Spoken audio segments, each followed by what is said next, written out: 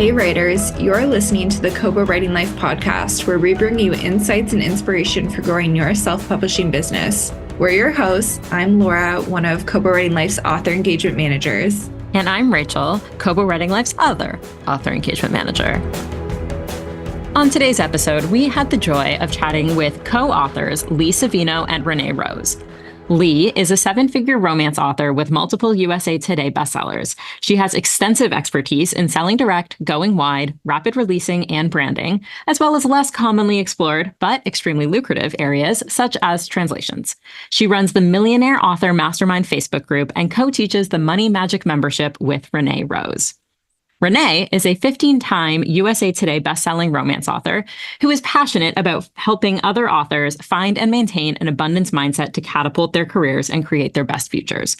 She is the author of Right to Riches, 7 Steps to Manifest Abundance from Your Books, and the coach of the corresponding Right to Riches course. We spoke to Lee and Renee about their experience co-writing 20 plus books together, their advice for authors who are considering trying to co-write, and we also talked about their abundance mindset and how it has positively affected their writing career. We also touched on translations, audiobooks, and more. There's so many great tips in this episode, so definitely take a listen. All right, we are joined today by authors and co-writers, Renee Rose and Lee Savino. Thank you so much for joining us. We are so excited to be here. Thank you. Thank you. And let's kick things off with, why don't you two tell us a little bit about yourselves? Yeah. So Lee and I met, I think it's 2015, did we decide? Yes. At a writers conference. And we had that sort of like instant, like, you're my people. Like we both were ambitious. I have to say, like, I think I recognized that, like, because she was like, she was art, like she's a brand new author. Like, I don't know, had you been published already? Like you'd self-published a few? Yes. But like really very new.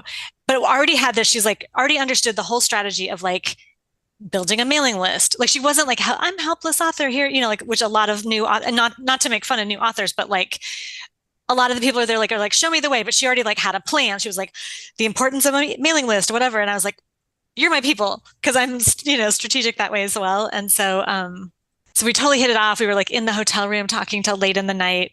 And, a few years later, we decided to co-write. We sort of had like volleyed the idea back and forth. And then there was a series I was kind of waiting from an agent to hear if something was going to happen for me. And it did not. And that became the Bad Boy Alpha series. Yeah, it was really exciting because I had read Renee as a reader and she saw I was going to come to the conference, this author conference. And she reached out to me to say, oh my gosh, I'll see you there. I can't wait to meet you. She did this for all the authors coming, but I then had to fangirl. And I tell people to this day, my biggest tip for co-writing is love the other author's books. Like if you're a real fan first, then you're going to love the drafts that you're passing back and forth. And for both of us, it really is about loving your books. And I do think that's important because I do know sometimes collaborations happen where you're like, oh, this is strategically makes sense. You have this audience, I have this audience. And then the writing together is not fun. And I think it goes back to the like, well, you had separate audiences because you wrote differently, right? You had different, visions maybe. So anyway, I do think that Lee's point about loving what they write is crucial. Yeah. So we've now co-written maybe 25, 26. I've lost count. Yeah. It's a big, successful co-writing endeavor for sure. But again, it comes down to the love and not only alignment with our friendship and what we want to write, which is very spicy books with wolf shifters, paranormal romance, but we align when it comes to marketing and the strategy side too. And if you are listening to this and you want to co-write, I think another tip from me is start small. Start with a newsletter swap. Start with a shared promotion. Oh, let's both promote this 99-cent book of ours, or separate books, right? We both write in a big series and we can promote the book ones of our series to each other's audiences. Let's do a TikTok live together. Let's hop on a podcast together. Let's just gel and see how it goes. And you don't have to write a full book. You can do an anthology with them. Yeah, an anthology, you can write separately or you can write a 10,000 word short story. And if you open that Google Doc, which is how we write in Google Docs, you share it, it's easy. And you wake up the next day and they've put a couple paragraphs in or maybe a couple chapters. But you just want to see how it goes. And when it goes well, you'll know because you're excited. Your energy is there. And for us, it was that way. I got these books from Renee, and the book one was called Alpha's Temptation. And it was written in third person. And I felt very strongly that I wanted to change it to first person, which is a very craft decision, but also kind of aligning with the market. And that was great because then I got to touch every single sentence. So basically, she handed me this beautiful book, and I was the rewrite draft, I guess. And not that it needed to be rewritten, but I was putting in my voice and I wove in my voice. And together, I've always found that in a great co-writing relationship, 1 + 1 does not equal 2. 1 + 1 equals a million. Yeah. Author math for you. Yes. No, it's true that there's like an exponentialization that happens. Because I was even thinking, well, we have pretty much the same audience, like maybe just 90% of the same. So like, I doubt our co-written books will do much better than my normal books. But that wasn't true. Like, even though we had the same audience, it was so much bigger of a result. So yeah, magic can happen when you meld your creative forces. Definitely seems like some co-writing magic for sure. I wanted to talk a little bit about getting your start in publishing. Did you always plan to do indie publishing, or how did that part of it come about?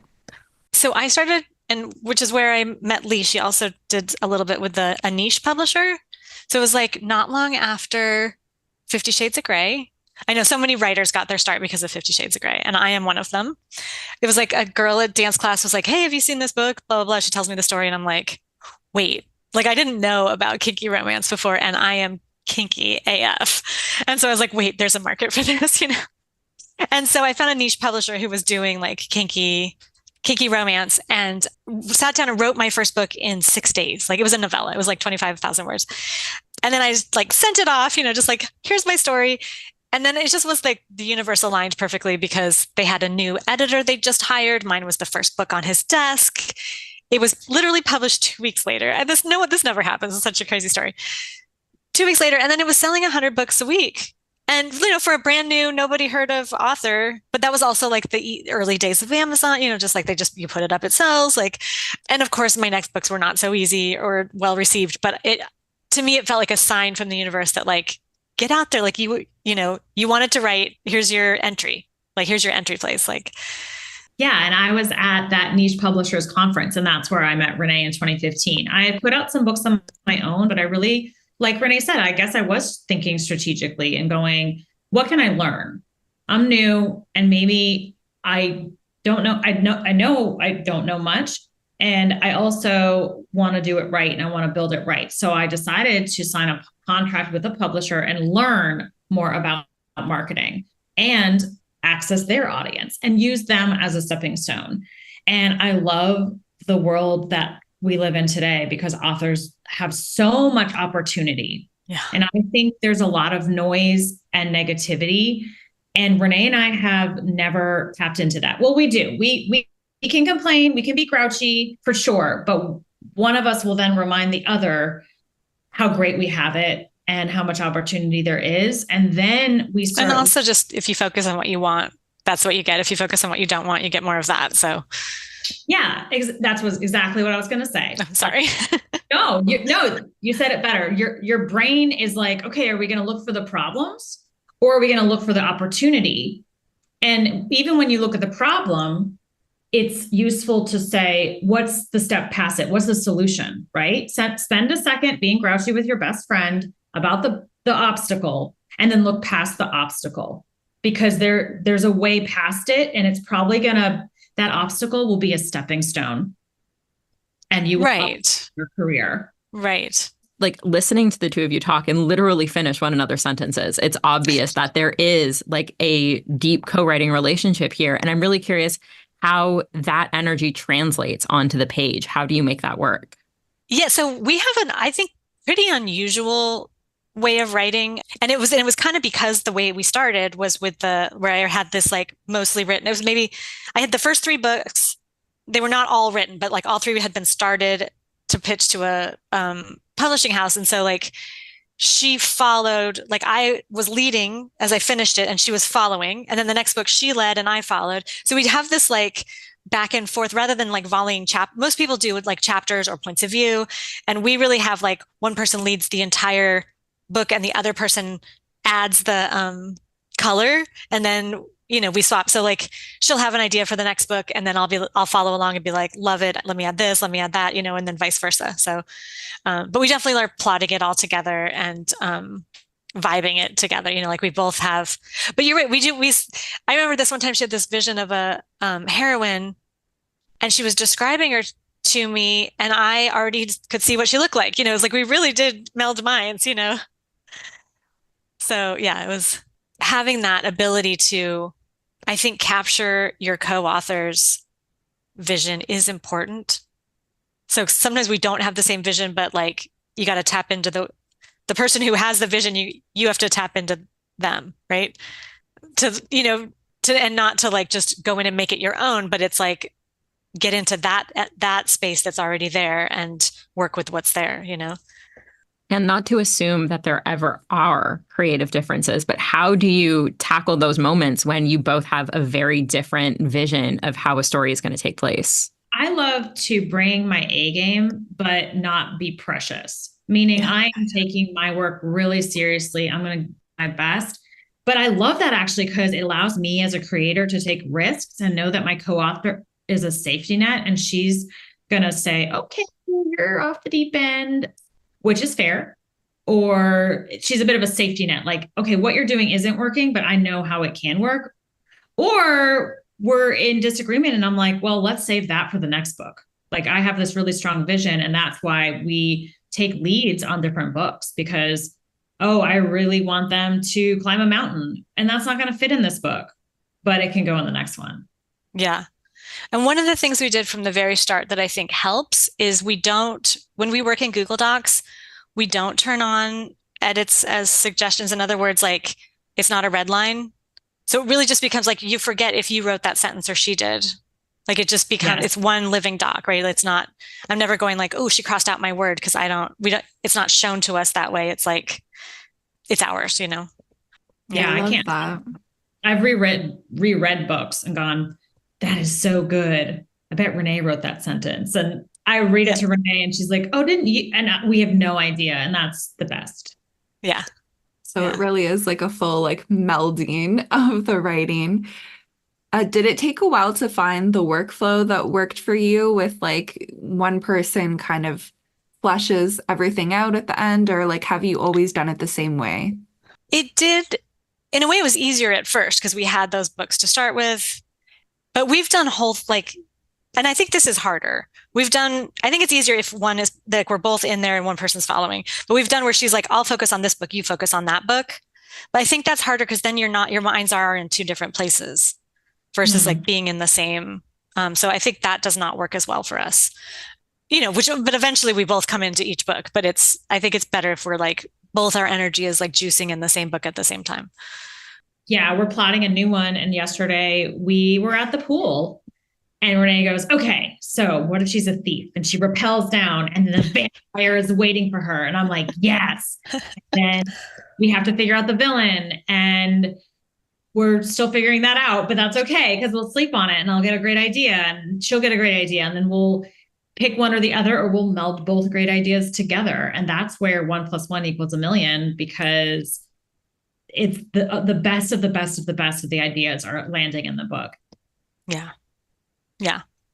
And creative potential, like I think that's why you don't where you don't show edits, because like when you're in that space of creative potential, anything's possible. But when you get into the like where you're shutting each other down, like that sort of, if I showed up and my words were crossed out, or from my point of view saw words crossed out, I might think, oh, she didn't like that sentence, so it's like that never shows up. Like it's just we stay in that generative space, right?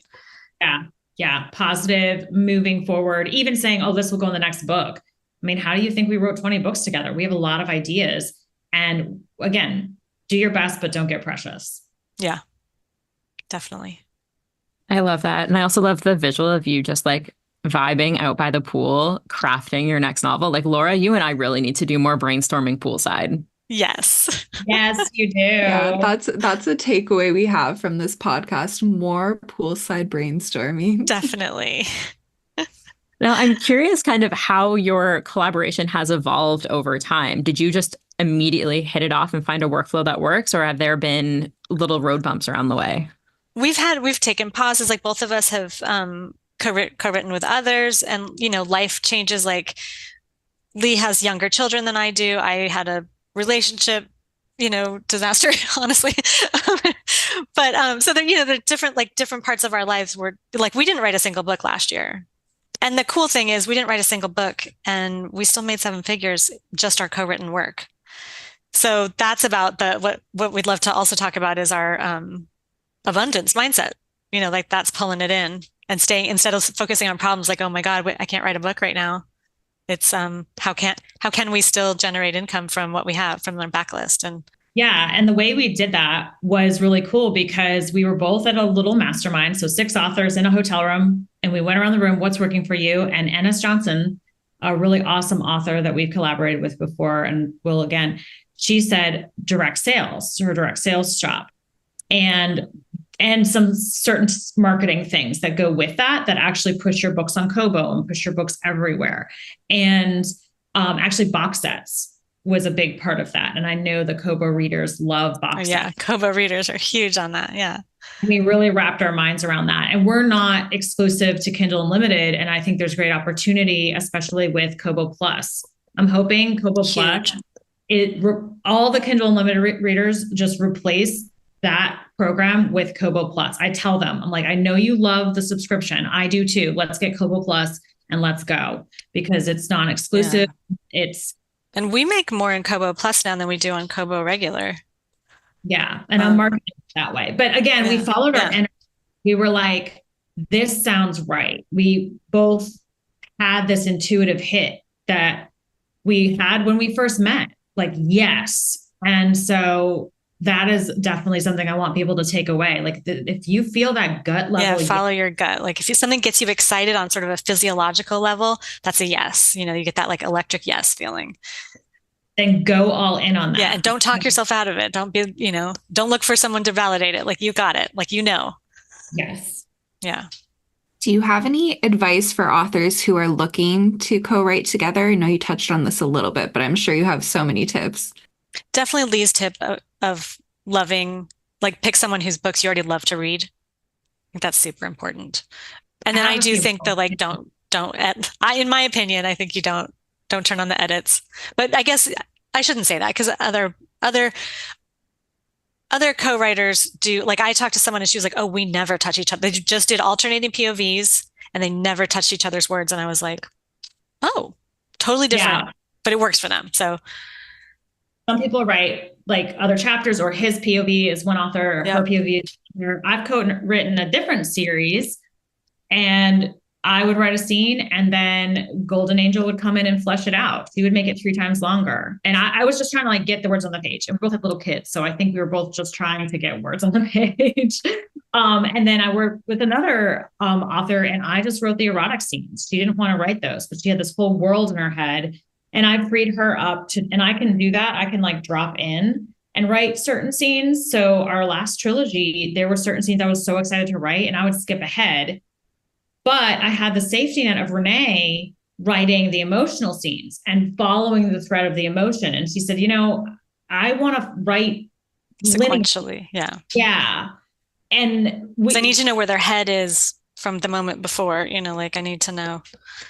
Yeah. So following the emotional thread, but I also got to write the big fight scenes and those sort of blowing up pack wars scenes. And that was really exciting. So then I'm just writing what I'm most excited to write. And she's writing what she's most excited and amazing at writing. And it's really fun.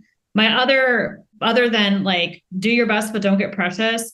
It really comes down to a gut level thing. If you wouldn't shake their hands and have an agreement, if you were like, this might all blow up, but I'm going to still sign a contract. If you wouldn't just do a handshake agreement with that person, do not move forward with that relationship. Follow your gut. Right. And start small. Start small. If you really want to collaborate and see how it goes, pick the smallest energy investment, time investment, smallest project you can think of, because true. Just get the taste. Yeah. Yeah. It's like some people are better friends than getting married, than married partners. Like, we're better friends now that we're dating. It could be that sort of thing in the author space. Right. Absolutely. Such a good analogy. Yeah. Yeah. You don't have to marry. You don't have to marry. You can just date or Yes. go on one date or be friends. Yes. And I'm so curious because you've touched on you co-write with other authors. You both have your own lists and you have a 20+ book series together. So I think my question is how? How do you balance all of these different worlds, all of these different series, and all of these different collabs, both creatively and like physically? How do you do it all? Well, we have slowed down. I know. Do we balance? Right. Do we balance that? Do we balance that? We were at Inkers Con last weekend, and Sarah Cannon had this thing where she's like, okay, you come to the conference, you get all these ideas, and now you have to implement them all. Like, it's not possible. Like, all the things that we think we should need to be doing, it's just not like there's, especially for creatives, like we have like a zillion million things that we think we should be doing. Right. So, but I think sometimes having a co-author can really make things, it keeps the ball rolling. Yeah. And especially like they can pick up the slack when things in your life when you're not as prolific, then like sometimes that can be like a saving grace. But it's also sometimes for me, it's like having someone to answer, like we work for ourselves, right? So having someone, oh, she's expecting that chapter. That's going to help me. It gives me a little motivation, right? So there's like a lot of reasons why co-authoring can increase your output. And it's not just because you are maybe still writing the same amount of words, but it's more than that. It's more like having accountability. It's having a partner in crime. It's getting excited because there's someone to bounce, because it can be lonely authoring. So having someone to just share the journey, to share the ups and the downs is really magical and keeps you going. Yeah, we get to celebrate together and we get to do things that keep our energy high. And in some of co-writing relationships, one person will take care of managing the audiobook creation and the other person will do the translations. We're at a level where we can hire people. Well, I didn't have to find someone to hire. Renee already had someone really good. And I basically got an editor, a brander, a marketer, a packager, a friend, and a writer all in one, just in this one co-writing relationship. And that's why it is exponential growth that we're able to tap into. Yeah. Tony Robbins says you overestimate what you can do in a year and you underestimate what you can do in a lifetime.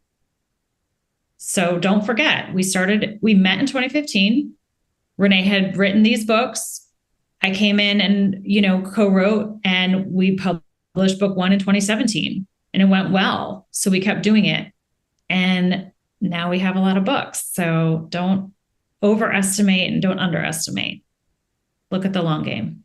Yeah. That kind of leads into my next question, because at this point, like you said, you have a lot of books between the two of you. Throughout your time in the indie publishing business, have you noticed a change in trends when it comes to how frequently authors should be releasing titles? Do you feel pressure to release quickly? I do think, I don't know if, I'm sure I'm like, can we talk about KU? But like, I do think getting out of KU helped that, because it's part of that game is that every 6 weeks or you get lost, right? So coming out of KU, going wide really stabilized our income.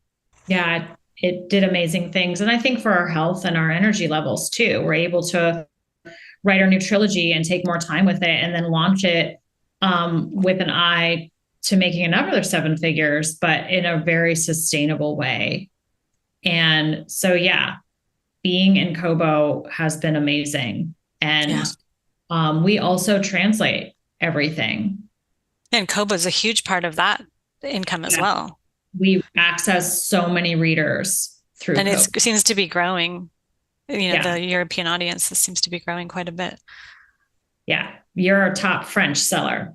Oh, for sure. Yeah. French is an amazing seller. So thank you. Keep doing that. French Canadian and the French in France. Yes.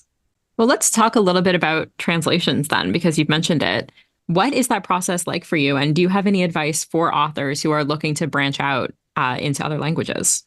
Yeah, I mean, I highly recommend if you're indie, you already have a system, right? And then all you do is you duplicate your system in each language. So you already have the newsletter with the welcomes and the automated, you write the bonus scene, you have a call to action at the end of your book asking them to sign up for your newsletter. You do it all the same. You just replicate your system in the new language. Now and you may think, well, I don't know how to write newsletters in German. I just Google Translate a little bit. I'll just put in the blurb, I don't get of course, I don't Google Translate the books. We have, professional translators do the books and do, add copy, things that matter a lot. But I still just send out a newsletter with like the blurb and the photo and the link. But I have, a mailing list that's substantial in German and French and Italian and a little bit in Spanish. Not I wouldn't call it substantial in Spanish, but, Yeah. And if you're looking for a translator, go to my group on Facebook for authors. It's called Millionaire Author Mastermind. There are translators in there, and there's a pin thread with them. You could also just post, I have a 3-book series and I'm looking for a great rate. Get me in French. So there's ways to find translators by networking with other authors. And Renee just mentioned that she has a substantial list. How do you do that? You take your newsletter freebies, your cookies that you wrote for English, and you have the translator translate them. And then you take your best emails and your best ads, and you have your translator translate them. And voila, like Renee said, you're duplicating your English business into another language. And so that's just about, making your assets work harder for you, right? So like, you already wrote the book, you only have to write one book, and now you've got it in 5 languages or whatever many languages. So now you've like really maximized your potential return. Yeah, just like you would get an audiobook in English. Well, now you're doing the same. And we are looking at German audio. We'll see about French audio. We found a really great narrator hub who finds us narrators in those languages, and we're really excited. The Bad Boy Alpha series, our co-written series, is coming out in German. And it's on Kobo. So it seems like the tip for translations overall is don't overthink it and don't feel like you need to. Don't be daunted. I was definitely daunted at first. And then this is that thing where we were talking at the beginning of like, you get what you focus on. So I was worried, oh gosh, I don't know how to do this. Somehow I ended up with like a translator who was in fight with the editor. And then, because I attracted like, oh gosh, this is hard. And I made it hard. Like, well, I can't solve their disagreement because I don't speak German. No, the answer was like, make it easy, get someone who's not going to fight with each other. And, and I haven't had any bumps since, but it's like, you will attract, like, if you think it's hard, it's going to be hard. If you think I already know how to do this, I did this in English, it's just a replication, it'll be easy. Yeah. And guys, we're indie authors, and in a lot of ways, there are no fixed mistakes. Like you can upload an Italian book under an English cover and go, whoops, and then redo it. I definitely have done that. I've done it too. I have done that. An email, and you're like, oh, I'll send to the Bad Boy Alpha list. And then you get a bunch of responses in German because you clicked the wrong newsletter. And you know what? You just say, great, here's my German freebie. And you get Google Translate to help you out, or the translate the text. And Lee even had with a book where people were hating the translator, and you were like, that's okay, I'll get it retranslated. Like, you just I've done that. Mistakes happen. You don't go, okay, I'm going to give up on translations. You just get it redone. You put it back out there. It still made you a ton of money, right? You know what's really bad, Renee, is I asked you for a German translator for Mafia Romance. You had a great one, but I had already gotten it done, or it was in process with another guy. Now I have 2. Love it. That's something I would do. But I paid them and I get to choose. Oh, shoot. That's crazy. It was all me. I got emails back and I was like, wait, oh man. But you know what? We keep moving forward. Well, I thought that the narrator hub place, they sent back a book in my Broadfa series, but she's like, oh, here's Mafia Daddy, which is from my Vegas Underground series, which has already been narrated. Yeah, narrated. And I was like, wait, what are you doing? Like, this is already done. Well, no, it's just her mistake. She doesn't speak German. So she had just, I don't know why she called it. Google She just called it Translate. Mafia Daddy, but it was not Mafia Daddy. Not the title. That is, yep. I mean, but it terrified me for a minute there. I was like, what are you doing? I didn't want that done. You just take those obstacles and you use them as stepping stones. Mm-hmm. Yeah. I love this a lot. And yeah, I think just knowing mistakes happen and then not beating yourself up for them. They're, especially with this many moving parts in a system, things get dropped, things get, there's so many things we could do better, and that's okay. We're still doing great. So your question is, how do you balance and manage it? And I'm like, what? You do your best. Yes. One of the things we like to say at Kobo is that there's never an ebook emergency, and I feel like that really applies here. Yeah. I'm going to use that. Thank you so much. I'm going to post that in my author Facebook group. There's never an ebook emergency. Yeah, everything can always be changed, especially when you're indie. You have that freedom to change anything at any time. Exactly. Lee, you mentioned your Facebook group, Millionaire Author Mastermind. Can you tell us more about that? Yeah, I started it because I wanted a really positive place where people weren't complaining about Amazon, but going, okay, I hate Kindle Unlimited, but what can I do now? And I would go, that's a very solution-oriented question, right? And that's come up with a solution, and the solution is Kobo Plus. And you have come in and talked about how to optimize and get readers and Kobo. So thank you. I try to have really smart people come in and talk about marketing and talk about making money from your books, talking about craft. And then Renee and I really are all about mindset and focus on the solution, look past the obstacle. And so I keep it really high vibe, and everyone's lovely in there. So if you need a really nice, lovely place to land as an author, if you've never published, that's fine. You're going to be in there with 7-figure authors, though. So if you would come in and just learn and stay open-minded and listen, because we talk about some high-level stuff. And there's definitely plenty of newbies who are asking questions too. But yeah, it's a wonderful group. And then Renee runs a group that is 100% mindset and abundance. And she can tell you all about so no nuts and bolts in mine. We don't do business strategy. It is just mindset. So it's called Author Abundance Central, Right to Riches. And if you just search for Author Abundance Central, you'll find it. Yeah. So it's to post your wins so we can celebrate. And it can be as small of like, I just published my first book, or I just published my 160th book, or whatever, but we will celebrate all wins. Anything you're celebrating, we'll celebrate with you. And it's just stays like, and then people will bring like mindset problems. They're like, hey, can you guys help me? I'm having a block. Like I'm stuck. Like my mother-in-law hates my writing and it really brings me down, or, and then we'll try to like help people's mindset. Like we strategize, the nuts and bolts we strategize around are like all mindset issues. So that kind of thing. And yeah, definitely.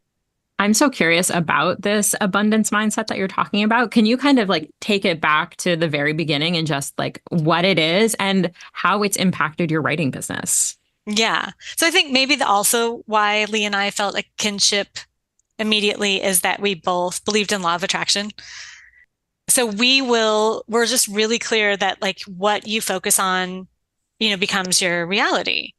And so you could easily focus on everything that's hard or that sucks in the biz, or, and then you will just see more of that. So we really just try to stick to, and I love it. I love this story because I just remember so clearly, like exactly where I was when she said it. It was like, we'd maybe put out our second book and she's like, someday we're going to be making 30,000 a month. And it was like 4 months later, like it was so fast. But at the time I was like, ha, ha, ha, ha. Because we were so far from that at that moment, But like, and now she's going, someday we're going to make $1 million a month. And I'm like, yeah, like, let's do it. Let's do it. We're sitting by the pool in this really fancy hotel in Dallas, planning our next vampire romance. And I'm going, why not us? And I felt very, very billionaire in that pool. So I said, let's just go for it, because I wanted to be an author and I stopped myself from being an author. I told myself I couldn't do it for years. And you can't make a living, right? And it was a lot. You got to be a good girl and go get a job, right? And I did all that. And meeting Renee really helped with that, to realize when you believe something, even if it's a lie, it can feel as concrete as a boulder in your path. It can feel like that heavy obstacle, but there are ways to remove it. And on all levels, not just saying affirmations, not just taking the steps forward, but energetically. And that was new to me. And it really helped me to just say, I clear this, I clear it. I clear it on all levels. Energetically, I clear it from my mind, from my nervous system. From my subconscious. We use meditation, we use visualization, we use dream boards. And I think the most fun thing we do is Renee will send me mugs that say millionaire author. And I'll send her, and she sent me one recently that says 8-figure author. So that's my new one, because why not? I mean, we did it as a joke. And now, we're living it. Yeah. So why wouldn't we? We'll get candles that say millionaire author, and we play with it, and we do our dream boards, and we cut out the New York Times and put our names there and put our books there. And we take our Kobo statements and we add zeros, we add commas. Yes. These are very silly things that it normalizes our goals. Yeah. And both of us have nonfiction books on this. Mine's called Right to Riches, and it has a accompanying journal. And Lee's is called Adventures with the Universe, also with an accompanying journal. So, and those are great resources for authors or just anybody. Creators. Any creators. Yeah. CEOs, because as we look at going to another level, to getting a Netflix deal, to getting movie and show deals, to getting comics, getting art, and whatever, we are doing the same things that we did when we were baby authors with nothing in our bank accounts, because that's where I started. That's how I met Renee. I had no money at that hotel. They were going to put a debit on my card for the room charges. I did not have money in that bank account. I gave them $100 bill. I said, I do not have anything. If you put that debit, it will overdraft me. I handed them cash. And then I met Renee. And even then, we were believing that we could do it. Because when you believe you can do it, you take actions. You take the money you do have. They gave me that $100 back, and I probably used it to get a website. I signed that publishing deal. They gave me a little bit of an advance. I used it to get covers on my indie books. And you act as if you move forward. You set up your newsletter and you go, well, it's going to be $20 a month for whatever. And you say, well, I'm an author and I'm legit and I'm going to make 6 figures, and you pay that $20 a month. And from newsletters and writing our books, we built a multi-million-dollar business, and now watch us go. We're going to go the distance. Yeah. And blocks come up, like I used to tell, because I started Kinky, I used to say, oh, well, I'm not mainstream enough to make it. Or, there's, again, it's like when you focus on that, well, then that's what I'll see. But the other day, Renee was like, I hesitate to say this because it'll sound overly, not ambitious, but egotistical. But like, I'm trying to lean into like letting that be true. She's like, we're one of the biggest paranormal authors there are right now. And I was like, wait, we are, and just like, but if the more I believe that, the more I can make that happen. Right. You just called me Renee. Did you mean Lee? Are you kidding? That is really weird. So true. Someone emailed me and he said, well, you're one of the biggest paranormal authors on the planet. And I was like, well, I'm very flattered. And I thought about it and I went, well, I think we are. I'm still like trying to absorb that. Like I'm still, or trying to allow that. But I have to tell you, because this is law of attraction at work. I have seen a lot of like authors come in. I don't want to say a big ego is the answer, but they come in with that energy of like, I am the shiz. And the readers respond to that energy. She is the shiz. Absolutely. And it may be that book is no better than anyone else's, right? And so like having that, like embodying that energy. So just like loving what you write, like putting it out there with the energy of, I love this. I know you're going to too. That will attract the readers. Like that is the way the law of attraction works. And so the more you can love your books, the more you can lean into that. The more it'll show up. So the more I can lean into, what Lee said. I don't know why I called you Renee. That's so weird. What Lee said is like the same person. We were just at a conference and everyone was like, oh, yeah. I can't wait for your talk. And it was I was like, I'm not speaking. The other person talks. It's okay. That's all right. What you're saying is really good. Keep going. I'm sorry I interrupted. No, but like I'm still trying to absorb that. Like when you said it, it kind of was a jaw dropper for me. And I'm still trying to like embody that so that I can make that more true, you know? Because Yeah. what we believe is what shows up, like as within, so without, you know? Yeah. You also teach a course about this mindset, kind of sharing it with other authors. Can you tell us a little bit about that? Yes. So we coach a monthly membership called Money Magic. And it is, I would say 99% authors, but it is open to, again, any creator, any, you know, it's just because it's really just manifestation and we're applying it to author business, but it can be applied to coaching, to artists, to whatever, you know, to starting your new business, anything like that.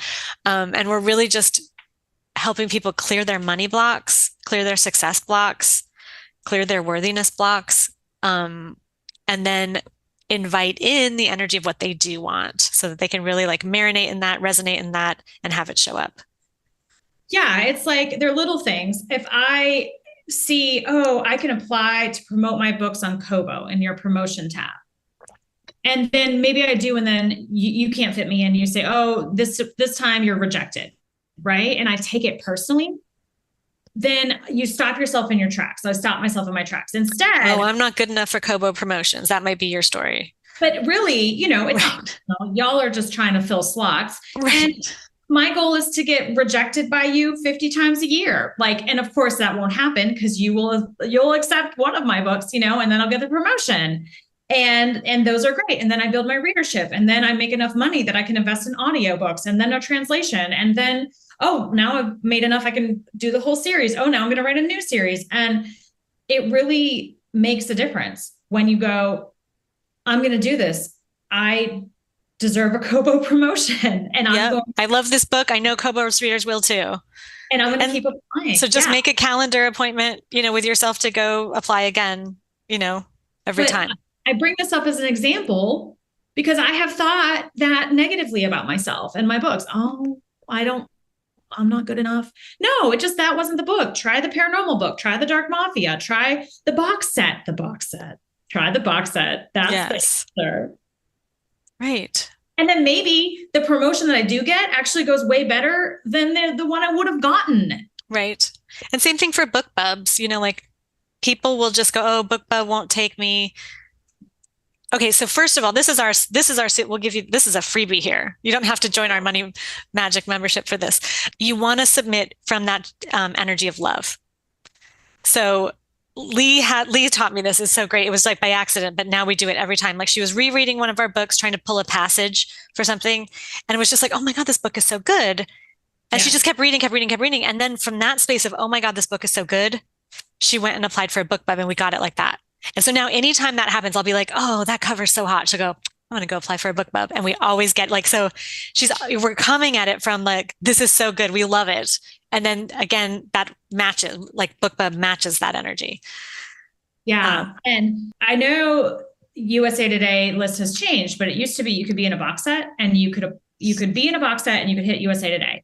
And Renee and I did that several times. And I know there's some people who are like, well, that doesn't count. But you know what? Because we did it so many times with box sets, we learned exactly what you do to market and promote and get that Kobo promotion, et cetera, to hit the USA Today. And then we were tracking our launches for our new releases. And I realized the numbers were close. I said, if we market this pre-order the same way we would market a box set, we'll hit USA Today. And we did. We hit 5 times in a row. We're magical because one of those was the BookBub, and we got the BookBub for the same release week as another book. That's just magic. That was Renee lit a candle, said a prayer, and made that magic happen. That was a magic spell. But again, we're applying, we're doing this. And if the last one, we weren't even trying, we were like, oh, let's not try this time. Let's not do any ad spend. We just like pulled back. We still hit it. Yes. And I feel like people talk themselves out of things and they go, well, I'm not good enough, or I'm not going to try, or they'll be negative and be like, well, that didn't count. That one didn't count. That you're whatever. And it all counts. So please, I've had 7-figure authors come to me and said, I made $1 million last year, but I spent a lot on ads. And I go, you made $1 million last year. Celebrate. Stop. Celebrate that. Because what do you think? I made $1 million last year, but I have to pay taxes. Would you say that? I'd be like, of course you're going to pay taxes. It still counts as $1,000. It counts. And like the more you count that, you celebrate that first 1,000, that first 100 that comes in. Like the more you celebrate it, you're telling the universe, I'll have more wins. I'll have more abundance. I'll have more of that. If you're like, oh, that wasn't enough though, then you're telling them you're not enough. And that's what's going to show up for you. Imagine that you don't do something or you do something, and either way, you're not disappointed. You're excited. Just remove the disappointment. A lot of times people are afraid to do something because they'll be disappointed if they don't, or they'll be disappointed if they do it and then never do it again. Just remove the disappointment, guys. Just say, I'm going to be happy no matter what. I'm going to go out with my husband for a sushi dinner, our favorite thing, no matter what. And we're going to celebrate it.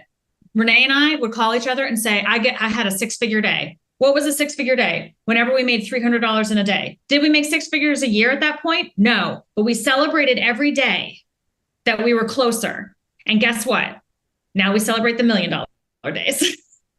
Yes. And that's $2,740. Whenever you hit that in a day, that's $1 million day. And whenever you hit $274, that's a 6-figure day. So anything over $300 and you celebrate. Yeah. Celebrate. And you can get yourself a mug, 6-figure author, millionaire author. It's silly and it works. So why not try it? You don't have to come on a podcast and tell the world you did it. We're going to do that. Yes. I love this. And I love the celebrating of the like smaller wins, because everything builds on top of one another, right? Yes. And because if you keep doing, and I've been there, like I've done the like, oh, but I'm not enough yet. I haven't hit USA Today list yet. I haven't, that is putting that like resistance out into that your energy is resistance. So when you're celebrating, like, oh my God, I got this many words in today, then you're telling the universe, I'll have days where I get lots of words in, Yeah. And also just a disclaimer to never take the Kobo promotion, not getting it personally. Sincerely, the person who does Kobo promotions. They love you guys. They're just filling slots. They're just filling Exactly. slots. It's not personal. Your goal is to get rejected 50 times a year and celebrate every time you get rejected. Give yourself a sticker. Go out. Applied. Yep. And you'll apply again, and eventually you get it. Yes. But do try to apply when you're like in mad love with whatever you're applying for. See what happens. See what happens. I kind of want to take a little bit of a turn into marketing, because we've touched on it a few times. And I'm really curious because it seems like, especially over the past few years, the marketing trends in indie publishing have really evolved and changed. And I'm so curious how you find what works best for your books, both individually and as a co-author team. Yeah. So speaking of resistance, I honestly resisted the new TikTok. I went like, oh, I'm not good at that. I don't know how to do it. Blah, blah. And I was like, wait, stop saying that. You need not, because that's clearly like it has changed the entire industry, right? Like, and people can, with zero ad spend, can go completely viral with their videos on TikTok. And so it's just about like, how can I make this fun? Like, for me, so my mindset thing was like, let's make this fun. Stop with the resistance. Because like you said, things have changed drastically. And I was in the like, darn, the thing I was doing before isn't working anymore. This sucks. And that's not the place you want to be. And things change. Like in this industry, they change every 3 to 6 months. Like you have to stay nimble. Yeah. So after this call, I'm going to go to the roof with the pool, with our book, and I'm going to dance around and I'm going to show it off. And I'm going to get a bunch of video and images, still shots. And then I'm a big fan of do it once and profit forever. So I'm going to take that video and I will put it on TikTok, put text on it, put different text on different videos, put the same text on different videos. You know what I mean? Just play with it. And then I'm going to send that all to the ads guy. I'm going to send it all to the TikTok people to post on TikTok, send it to the lady who does Instagram and Facebook. So I make one video and I get all this mileage out of it. And you know what? Maybe it goes viral on TikTok. Maybe it doesn't, but maybe it's a great ad, or maybe my Facebook group loves it or whatever. And then the other big thing that is do it once, profit forever is your newsletter. Definitely. Right. Because the newsletter is something you own. So investing your time and energy there is a great place to invest. We have a new book coming out on Thursday. I went ahead and made some, hey, we're so excited. The book will be live tomorrow. And I put in some cute pictures, and I could put in some cute video after I make those on the roof today. And then I saved them as templates, and then I set them up into our autoresponder sequence, meaning I have those emails going out to anyone new who joins. They get a sequence of emails that I've created years ago, and I keep adding to it. So it says, meet the big bad boss. And our new book is Big Bad Boss. And our trilogy is the Big Bad Boss trilogy. So I have new emails going out to say the book is live. Here you can click and read it, read the complete trilogy. And then I went ahead and put them into this autoresponder sequence so that next year, if I decide to go to Italy for the year, I have all these emails going out. Yes. Do the work once, profit forever. I love that. And kind of along the same, like trying different things and seeing how long they last. How does Facebook ads fit into your marketing scheme in this ever-changing landscape? They are still working well for us, especially with the direct sales, because again, it's similar to the newsletter. When you're sending them to your store, then you're actually capturing the pixel data. So even if they, I guess only if they go to the store. So, but it seems like half the people, not even half. So what we noticed is like some of them will go to the store, that covers the cost of the ads, but a lot of people are still going to the other retailers. Wherever, because if they're a Kobo reader, they're not going to go buy on my store. They like their Kobo e-reader. And so if they're an iPhone, if they want the iBook thing. So people don't like, I'm not going to get them to switch because I have a cute ad. And I used to think that. I used to really think that like, oh, I'll get them to do this. No, they stick with what they do. So me running the ad, like basically my direct store covers the cost of my ads, my Facebook ads, but I'm sending them everywhere. So that's working out really well for us.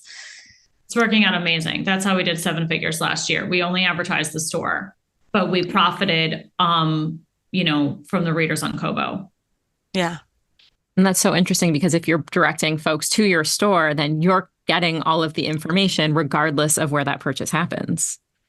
Well, that's what I started to say that. And then I realized I think only if they end up purchasing on the store do I get their. So the ones who go elsewhere, we don't, but it still is working. We can retarget people who click for sure. True. We're going to do that because people who clicked on book 1 of our trilogy, we're going to retarget them. I just had the conversation. I just got to go dance on the roof, guys, and get these videos to my ads guy. Wish me luck. That sounds a little dangerous. I promise it's not. If I put this book in the pool, is that okay, Renee? That might be an interesting video.